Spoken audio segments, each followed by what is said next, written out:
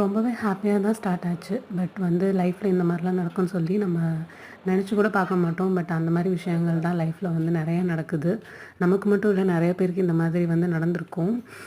ஒண்ணும் இல்ல, எனக்கு வந்து செகண்ட் ப்ரெக்னன்சி கன்ஃபார்ம் ஆச்சு.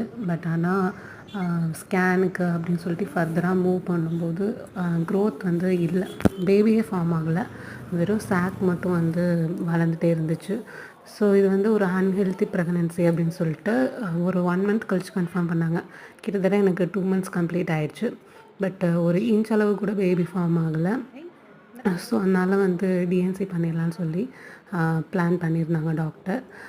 நான் வந்து என்ன பண்ணேன்னா, ஊருக்கு போயிடலாம், டெலிவரி பார்த்த ஹாஸ்பிட்டல்லே பண்ணிடலான்னு சொல்லிட்டு ஊருக்கு போயிட்டு எனக்கு வந்து டெலிவரி பார்த்த ஹாஸ்பிட்டல்லே நான் டிஎன்சி பண்ணிட்டேன்.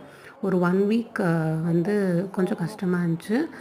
ரெக்கவர் ஆக ஒரு 10 டேஸ் மேலே ஆச்சு. 3 வீக்ஸ் அம்மா வீட்டிலேருந்து கம்ப்ளீட்டாக ரெஸ்ட் எடுத்துட்டேன்.